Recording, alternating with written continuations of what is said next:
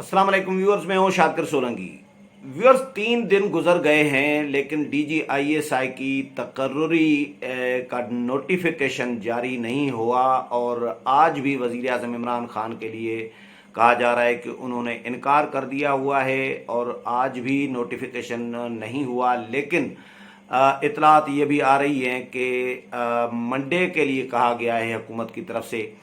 तो आनियाँ जानियाँ हुकूमती वज़रा की लगी हुई हैं। वज़ीर आज़म इमरान खान और रावलपिंडी के दरमियान ठन चुकी है। मुलाकातों का सिलसिला जारी है। इमरान खान साहब जो हैं कोशिश करके जनरल फैज़ जो हैं DGISI उनको बचाना चाह रहे हैं और उनको कुछ अरसे तक वो चलाना चाह रही हैं। क्यों चलाना चाहते हैं उसके लिए भी बहुत सारी थ्योरीज गर्दिश कर रही हैं मार्केट में। सेंसिटिव इशू होता है, ISI का इशू है, ISI चीफ का तकर्रुरी का मामला होता है, इसलिए मेरे जैसे सहाफ़ी बहुत सारे जो हैं अवॉइड कर रहे होते हैं इन चीज़ों पर खुलकर डिस्कशन करने से। लेकिन अब मामला इतना खुलकर सामने आ चुका है कि मुल्क भर में हर तबके में ये डिस्कशन चल रही है। बिजनेस कम्युनिटी हो, सहाफ़त के अलावा जो तबकात हैं उनमें भी ये डिस्कशन चल रही है कि भाई क्या हो रहा है। रावलपिंडी और इस्लामाबाद में मामलात ठीक नहीं है, गड़बड़ चल रही है। और हैरान कुन बात यह है कि तरदीद या वजाहत किसी भी साइड की तरफ से अभी तक नहीं आई। हुकूमत की तरफ से कोई मीडिया को इस मामले में ब्रीफिंग नहीं दी जा रही, कोई ट्वीट नहीं किया जा रहा। हर मामले पर इनके इतने सारे तर्जुमान हुकूमत के रखे हुए हैं, लेकिन कोई तर्जुमान फवाद चौधरी हो या कोई भी इस पर वजाहत नहीं कर रहे कि भैया मामलात क्या हैं, हकायक क्या हैं। सोशल मीडिया पर इतनी हज़ार बातें हो चुकी हैं, उनमें से बहुत सारी बातें दुरुस्त हो सकती हैं, बहुत सारी गलत भी हो सकती हैं। लेकिन जो कड़ियाँ कड़ियों से मिलाई हैं हमने लोगों ने, तो वो उनमें से ऐसा लग रहा है कि मामलात ठीक नहीं हैं। क्योंकि रूटीन में इस तरह अमूमन होता नहीं है जिस तरह अभी ये रिसेंटली डेवलपमेंट्स जो 4 तारीख से तकरीबन राउंड अबाउट 4 अक्टूबर से शुरू हुई है। 4 अक्टूबर से अभी तक क्या कुछ होता रहा है, लम्हा ब लम्हा रिपोर्ट्स बाहर आ रही होती हैं और फिर जब हम उसका जायज़ा ले रहे होते हैं तो वाकई नज़र भी ऐसा ही आ रहा होता है। मैं कुछ कड़ियों से आपको मिलाकर शेयर करूंगा, उसमें से आप खुद फैसला कर पाएंगे, अंदाज़ा कर पाएंगे कि क्या हो रहा है इस्लामाबाद और रावलपिंडी में। तो व्यूअर्स, ये जो तअस्सुर है कि इमरान खान यानी PTI हुकूमत और रावलपिंडी यानी फ़ौज ये आमने सामने हैं, इनके दरमियान मामलात नॉर्मल नहीं है इस वक्त। इस पोस्ट की बड़ी पोस्ट की तकर्री के मामले पर तो ये ऐसा लग रहा है कि मामलात ठीक नहीं है। इमरान खान साहब के लिए कहा जा रहा है कि उनको रूहानी तौर पर यह कहा गया है, जिस तरह उस्मान बुज़दार के लिए कहा जाता है कि बुज़दार का भी उनको कहा गया है कि उनको हटाएंगे तो आप भी हट जाएंगे। उस्मान बुज़दार को नथी किया गया है इमरान खान के साथ। तो इसी तरह DGISI जनरल फैज़ के लिए भी मार्केट में खबरें गर्दिश कर रही हैं कि जी रूहानी तौर पर इनको मना किया गया है इमरान खान साहब को कि जी दिसंबर तक आपने रहने देना है, जनरल फैज़ को दिसंबर तक नहीं तब्दील करना, और अगर तब्दील किया तो आपके लिए, आपकी हुकूमत के लिए ये अच्छा साबित नहीं होगा। तो ये एक मार्केट में थ्योरी गर्दिश कर रही है। इस वजह से इमरान खान साहब का जोर है कि भाई दिसंबर तक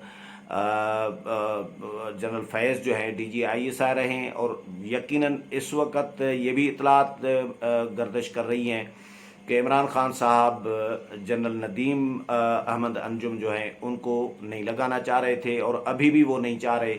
वो शायद जनरल फैज़ के बाद किसको लाना चाह रहे हैं, अपनी मर्ज़ी से DGISI तैनात करना चाहते हैं। तो पहले तो ये होता था कि भाई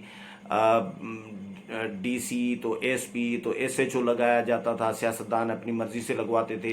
अब عمران پی ٹی آئی جو ہے DGISI کا عہدہ جو ہے وہ اپنی مرضی سے فل کرانا چاہ رہی ہے. بھئی پاک فوج نے فیصلہ کر لیا ہے، کور کمانڈر کانفرنس نے فیصلہ کر لیا ہے، انہوں نے اپنی جو روٹین کی تقرریاں لکھا ہے کہ بھئی یہ تقرریاں ہم کر رہے ہیں، تبادلے کر رہے ہیں، پروموشنز اور یہ سارا کچھ کر رہے ہیں، تو اس کے بعد تو ان کو حق دینا چاہیے، ملنا چاہیے، ان کا فیصلہ ماننا چاہیے.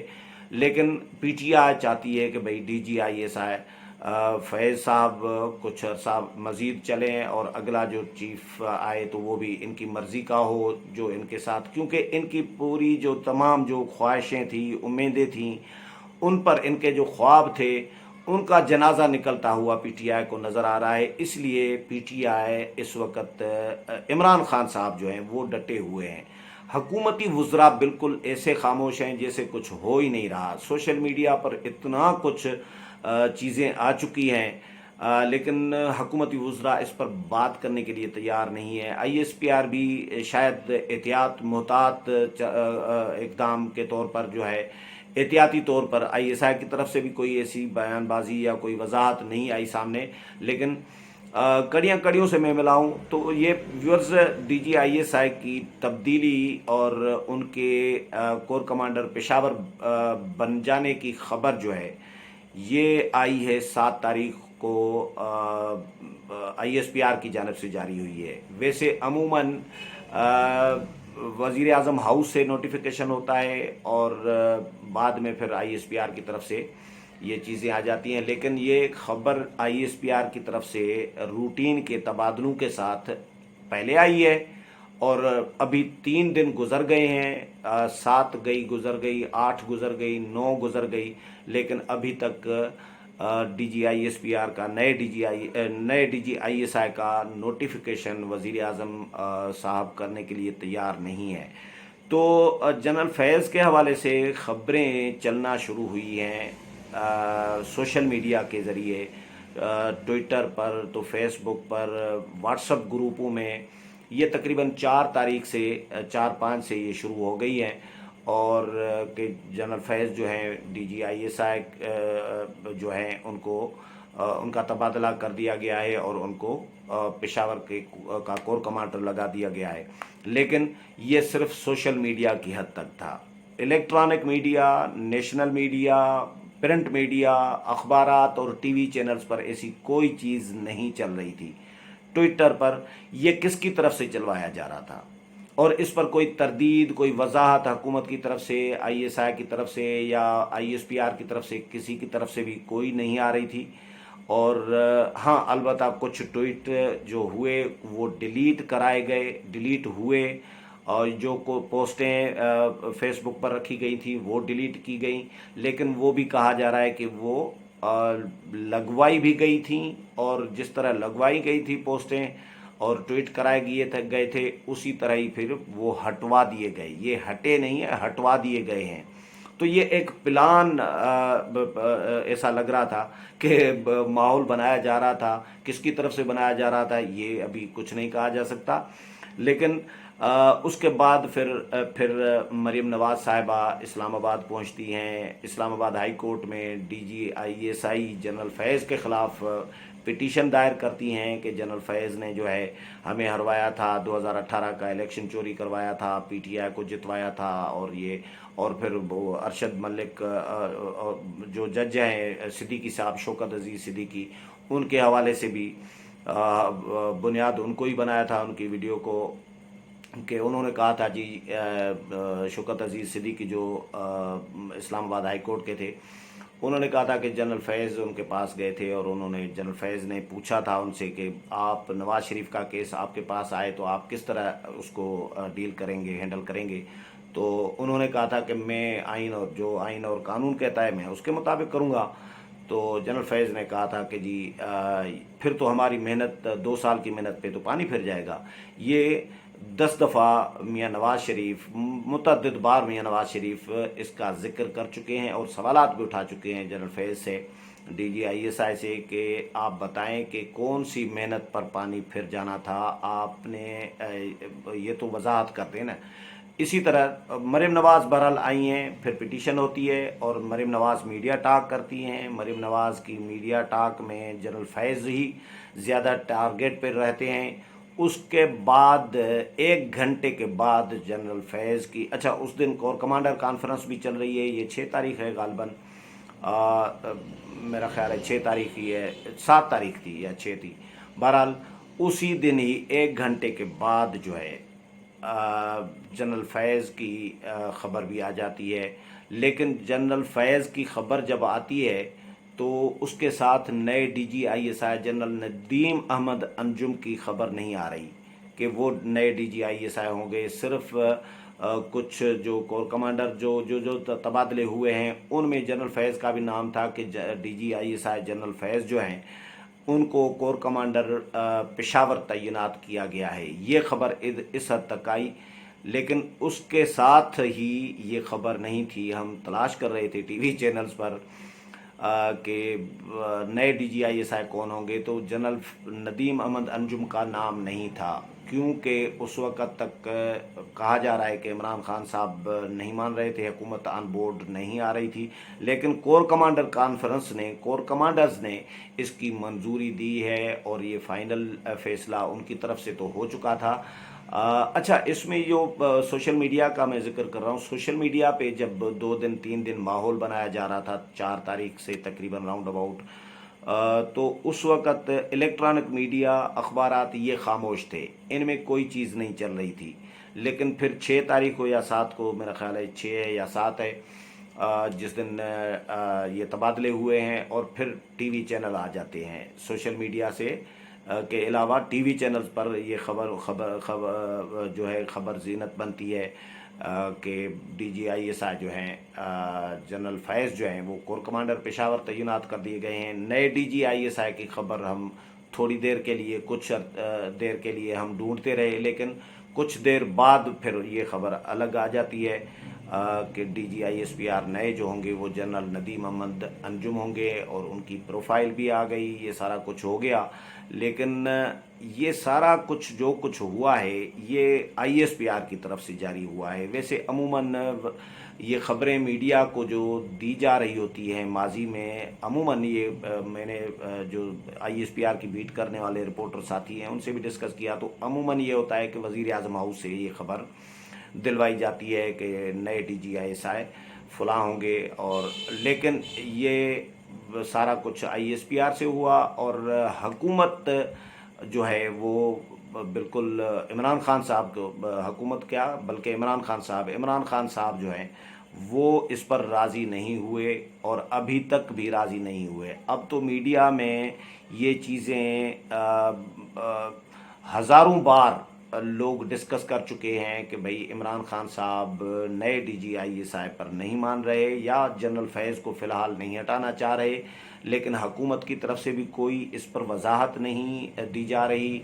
और इसके अलावा ISPR फ़िलहाल हुकूमत की तरफ देख रहा है कि हुकूमत इतने सारे तर्जुमान रखे हुए हैं, हर चीज़ पर आके रद्द अमल दे रहे होते हैं, ट्वीट कर रहे होते हैं, लेकिन इस अहम तरीन मामले पर हुकूमती तर्जुमान खामोश हैं। ऐसा लग ऐसा रहा है कि हुकूमत जानबूझकर या तो इस अहम ओहदे को DGISI के ओहदे को मुतनाज़ा बनाना चाह रही है, क्योंकि इनकी हरकतें माजी में भी इस तरह की रही है PTI हुकूमत की कि जब एक्सटेंशन का मामला था, आपको याद होगा कितना आर्मी चीफ के हवाले से इन्होंने गंद किया था सुप्रीम कोर्ट में। मैं तो गंद ही कहूँगा, एक असाब शिकन सूरत हाल बना के रखी थी। 3-4 दिन तक हुकूमत, वज़ीर कानून फ़ारूक नसीम साहब नोटिफिकेशन करके आ जाते हैं, सुप्रीम कोर्ट में ले आते हैं। सुप्रीम कोर्ट जब देखती है तो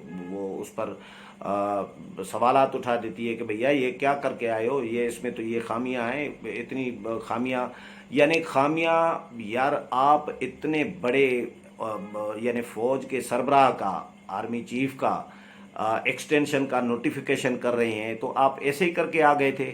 आपने उसकी प्रूफ रीडिंग भी नहीं की थी, आपने उसको चेक भी नहीं किया था, आपको ड्राफ्टिंग नहीं आती।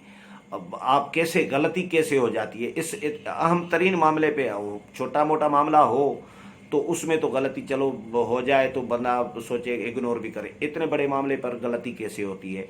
तो ये ऐसा उस वक्त मतलब दो तीन नोटिफिकेशन तो मुझे याद है कि वापस किए थे सुप्रीम कोर्ट ने कि भैया इसमें भी गलती है, इसमें भी गलती है, ये क्या कर रहे हो? तो ये आसाब शिकन एक जंग बनाई हुई थी, एक सूरताल बनाई हुई थी। पीटीआई हुकूमत ने मुतनाज़ा एक तनाज़ा खड़ा किया था एक्सटेंशन के मामले पर भी। तो अभी आईएसआई चीफ की तब्दीली और के मामले को भी उसी तरह ही डील कर रही है जिस तरह आर्मी चीफ की एक्सटेंशन के मामले को हुकूमत ने डील किया था।